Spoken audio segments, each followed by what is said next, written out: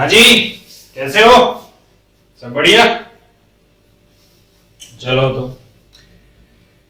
अपन चल रहे थे लास्ट क्लास में विद्युत क्षेत्र के बारे में पढ़ा था। आज उसके प्रकार देख लेते हैं कि कौन कौन से प्रकार होते हैं। तो देखिए, आपके पास टॉपिक है आज का विद्युत क्षेत्र के प्रकार,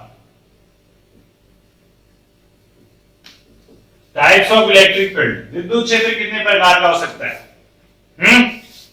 तो देखिए, विद्युत क्षेत्र आपके पास जनरली 4 प्रकार का हो जाएगा: समान और असमान, परिवर्ती और अपरिवर्ती। समान का मतलब है जिसके प्रत्येक बिंदु पर विद्युत क्षेत्र का मान समान हो, समान विद्युत क्षेत्र। असमान, जिसके प्रत्येक बिंदु पर विद्युत क्षेत्र का मान क्या हो, समान नहीं हो, असमान। परिवर्ती, यानी कि जो विद्युत क्षेत्र समय के साथ क्या होता हो, बदलता हो, कौन सा विद्युत क्षेत्र हो जाएगा, परिवर्ती विद्युत क्षेत्र। और अपरिवर्ती विद्युत क्षेत्र, जो समय के साथ नहीं बदलता हो, यानी कि समय का फलन नहीं हो, तो वो हो जाएगा अपरिवर्ती विद्युत क्षेत्र। ठीक है, तो देखिएगा इधर, पहला हो गया आपके पास समान, बोल लो या एक समान। एक समान विद्युत क्षेत्र, नाम से ही पता चल रहा है कि वह विद्युत क्षेत्र वह क्षेत्र जिसके प्रत्येक बिंदु पर विद्युत क्षेत्र का मान क्या हो, समान हो, क्या कहलाएगा, समान विद्युत क्षेत्र कहलाएगा। कैसे बोल सकते हो, वह विद्युत क्षेत्र जिसके प्रत्येक बिंदु पर विद्युत क्षेत्र का जो मान है वो क्या होना चाहिए, समान होना चाहिए, क्या कहलाएगा, समान विद्युत क्षेत्र कहलाएगा। असमान विद्युत क्षेत्र कौन सा हो जाएगा, वह विद्युत क्षेत्र जिसका मान प्रत्येक बिंदु पर समान नहीं हो, कौन सा हो जाएगा, असमान। ठीक है, दूसरा हो जाता है आपके पास असमान विद्युत क्षेत्र। तीसरा हो जाएगा परिवर्ती विद्युत क्षेत्र, और चौथा हो जाएगा अपरिवर्ती विद्युत क्षेत्र।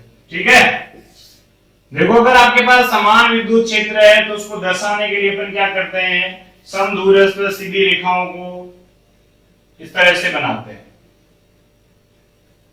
यानी कि इनकी मध्य की दूरी क्या होनी चाहिए, समान होनी चाहिए। समान विद्युत क्षेत्र को समदूरस्थ सीधी रेखाओं को द्वारा क्या किया जाता है, व्यक्त किया जाता है। और असमान विद्युत क्षेत्र को अपन क्या करेंगे, नियमित विद्युत क्षेत्र रेखा द्वारा व्यक्त करेंगे, यानी कुछ इस तरह से रेखाएं होगी। ये जो होगा वो असमान विद्युत क्षेत्र को क्या करेगी, व्यक्त करेगी। असमान विद्युत क्षेत्र आपके सिलेबस में नहीं है, आपके चलता है कौन सा, एक समान विद्युत क्षेत्र, ये आपके नहीं चलते हैं। परिवर्ती, वापस बोलता हूं, इस परिभाषा में लिखूंगा नहीं, तुम्हारे समझ में आना चाहिए ऐसे ही। एक समान विद्युत क्षेत्र वह विद्युत क्षेत्र जिसके प्रत्येक बिंदु पर मान समान हो, एक समान विद्युत क्षेत्र कहलाता है, और इसे समदूरस्थ सीधी रेखाओं द्वारा व्यक्त किया जाता है। असमान विद्युत क्षेत्र वह विद्युत क्षेत्र जिसके प्रत्येक बिंदु पर उसका मान क्या नहीं हो, समान नहीं हो, असमान विद्युत क्षेत्र कहलाएगा, और इसे व्यक्त करने के लिए नियमित रेखाओं का क्या किया जाता है, उपयोग किया जाता है। परिवर्ती विद्युत क्षेत्र जिसका जो मान है समय के साथ क्या होता हो, बदलता हो, विद्युत क्षेत्र का परिवर्ती कहलाएगा। अपरिवर्ती जिसका नहीं बदलता। सीधी सीधी छोटी छोटी परिभाषाएं, ये समझ सकते हो।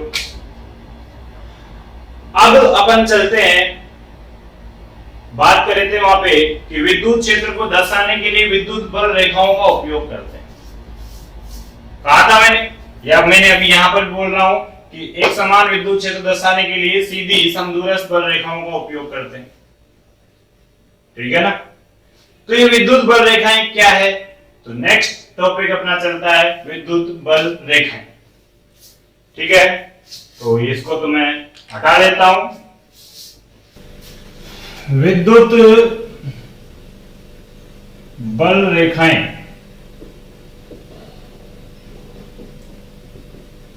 विद्युत क्षेत्र रेखाएं भी बोल सकते हो आप इसको, विद्युत बल रेखाएं बोल सकते हैं, कोई दिक्कत नहीं। देखिएगा इसमें कुछ टॉपिक है समझने के लिए। मैंने क्या कहा था कि कोई आवेश अपने चारों ओर एक क्षेत्र उत्पन्न करता है, उस क्षेत्र में कोई दूसरा आवेश बल अनुभव करता है, ये कहा था मैंने, कहा था ना। तो देखिए उस क्षेत्र के अंदर ऐसा क्या हुआ होगा या क्या था जिसकी वजह से कोई दूसरा आवेश वहां पर क्या करा, एक विद्युत बल अनुभव करा। तो वहां पर क्या माना गया कि कोई काल्पनिक रेखाएं हैं जो उस आवेश के चारों तरफ फैली हुई है। तो उस काल्पनिक रेखाओं को क्या नाम दिया गया, विद्युत क्षेत्र रेखाएं या विद्युत बल रेखाएं। ये सिर्फ काल्पनिक है, कल्पना की गई कि ऐसा हुआ होगा या ऐसा कुछ है वहां पर जिसकी वजह से कोई आवेश जो है बल अनुभव कर रहा है। तो अगर बात करें विद्युत बल रेखाओं की परिभाषा की तो क्या कहेंगे अपन कि वह निष्कोण काल्पनिक वक्र, यानी किसी आवेश के चारों ओर का वह निष्कोण काल्पनिक वक्र, यानी जिसका कोई कोण नहीं है, निष्कोण काल्पनिक वक्र जिस पर कोई एकांक धन आवेश चलता हो या उस पर कोई एकांक धन आवेश गमन करता हो या उसका पथ हो, तो वो जो रेखाएं होगी वो क्या कहलाएगी, विद्युत बल रेखाएं। ठीक है, वापस बोल देता हूं, किसी विद्युत क्षेत्र में, यानी किसी आवेश के चारों ओर विद्युत क्षेत्र है, सीधी सी बात है, तो किसी विद्युत क्षेत्र में खींचा गया वह निष्कोण काल्पनिक वक्र जिसके या जिस पर कोई एकांक धनावेश गमन करता हो, विद्युत बल रेखाएं कहलाती है। देखिए इधर, विद्युत क्षेत्र में खींचा गया वह निष्कोण काल्पनिक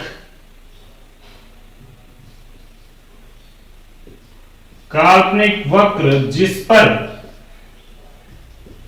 कोई एकांक मतलब इकाई धन आवेश गमन करता हो, चलता हो, उसका पथ हो, क्या कहलाएगी, विद्युत बल रेखा। अब इसको किस प्रकार से रिप्रेजेंट करते हैं, इनके गुण क्या है वो चीज देखो। क्वेश्चन भी आता है कि विद्युत बल रेखा या विद्युत क्षेत्र रेखाओं के 4 गुण लिखो, तो 4 गुण कैसे लिखने हैं वो आपको बताने। तो मैं बता देता हूं एक एक करके आपको। देखिएगा, पहला है आपके पास कि ये जो बल रेखाएं होती है धनावेश से बाहर निकलती हुई प्रतीत होती है। देखिएगा इधर, ये आपके पास कोई आवेश है, पॉजिटिव चार्ज है, तो ये जो बल रेखाएं होगी इस आवेश से बाहर निकलती हुई प्रतीत होगी, यानी कि कुछ इस तरह से बाहर जाएगी, चारों तरफ होगी, ऐसा नहीं एक तरफ कम एक तरफ ज्यादा, कुछ नहीं है। कितनी दूर तक होगी ये डिपेंड करेगा इस आवेश के परिमाण पर। तो ये बल रेखाएं यानी कि विद्युत बल रेखाएं जो होती है धन आवेश से बाहर निकलती हुई प्रतीत होती है। ठीक है, अगर ऋण आवेश हो तो उसकी ओर आती हुई क्या होगी, ये प्रतीत होगी। प्रतीत का मतलब क्या कह रहे हैं अपन, कल्पना कर रहे हैं इसलिए प्रतीत लिख रहे हैं, या नहीं तो तुम ये भी लिख सकते हो कि धनावेश से बाहर निकलती है और ऋणावेश की ओर आती है। ठीक है, धनावेश से बाहर निकलती है, जिधर ये बल रेखाएं चलती है उधर ही किसकी दिशा होती है, विद्युत बल की, और वही दिशा किसकी होती है, विद्युत क्षेत्र की। ठीक है, तो धनावेश से बाहर निकलेगी, ऋणावेश की ओर आएगी। 2 गुण तो ये हो गए। और अगला, अगर आपके पास 2 आवेश है, एक प्लस है और दूसरा भी प्लस है, माइनस माइनस भी हो सकता है, लेकिन एक प्लस है और दूसरा माइनस है, तो क्या होगा। अपन को पता है कि अगर प्लस है तो बल रेखाएं प्लस से बाहर निकलेगी और माइनस है तो बल रेखाएं उसकी ओर आएगी, सही है ना। तो देखो अगर प्लस है तो बल रेखाएं बाहर निकलेगी इस तरह से। एक आवेश ये है, एक आवेश ये है, दोनों की बल रेखाओं की दिशा ऐसे टकराएगी, एक इधर आ रही है, एक इधर आ रही है, लेकिन दोनों में कौन सी है, प्लस की। इस वजह से इन रेखाओं में क्या होगा, प्रतिकर्षण, और ये बल रेखाएं कैसी हो जाएगी, कुछ इस तरह से।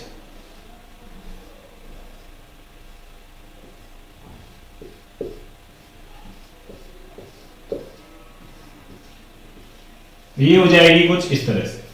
यानी कि अगर दो आवेश समान समान हो तो ये बल रेखाएं क्या करती है, अपनी लंबाई के लंबवत, लंबाई दो आवेश ये है, लंबाई ये होगी, लंबाई के लंबवत ये हो गया, तो लंबाई के लंबवत फैलने का प्रयास करती है। इसका मतलब क्या है, इसका मतलब यह है कि दो सजातीय आवेशों के मध्य प्रतिकर्षण बल क्या करता है, कार्य करता है। यानी कि बल रेखाएं, अगर आपके पास आवेशों का समूह हो, दो आवेश हो, तो बल रेखाएं अपनी लंबाई के लंबवत फैलने का प्रयास कर रही है। इसका मतलब यह है कि उन आवेशों के मध्य क्या लग रहा है, प्रतिकर्षण बल लग रहा है, ठीक है। लेकिन अगर एक प्लस और एक माइनस हो तो आपको पता है प्लस से तो बाहर निकलती है, माइनस की ओर आती है, तो बल रेखाएं कुछ इस तरह से पहुंचेगी, इसकी तरफ तो आ रही है और इससे क्या निकल रही है, बाहर निकल रही। तो अपन क्या कहेंगे कि अगर विजातीय आवेश है तो बल रेखाएं अपनी लंबाई के अनुदिशी, ये लंबाई है और इसके अनुदिशी ही सिकुड़ने का प्रयास करती है, यानी कि एक दूसरे को खींचती है। इसका मतलब क्या हो गया कि दो विजातीय आवेशों के मध्य क्या करता है, आकर्षण बल कार्य करता है, ठीक। और देखो ये जो बल रेखाएं होती है कभी भी लूप नहीं बनाती। लूप का मतलब क्या होता है कि जहां से चलेंगे वापस वहीं आ जाना। ये क्या हुआ, लूप हो गया। तो विद्युत बल रेखाएं कभी भी लूप नहीं बनाती। दिखने में तुमको ऐसा लग रहा होगा ये लूप है, लेकिन लूप नहीं है। देखो यहां से चलेगी, यहां पर पहुंच गई, लेकिन इधर से इधर नहीं आ रही है, इसकी डायरेक्शन भी यही है। तो विद्युत बल रेखाएं कभी भी क्या नहीं बनाती, लूप नहीं बनाती, ठीक है। यानी कि एकल आवेश का अस्तित्व भी क्या हो सकता है, संभव हो सकता है। अकेला आवेश भी हो कोई दिक्कत नहीं है, अकेले आवेश का अस्तित्व क्या है, संभव। आगे देखो,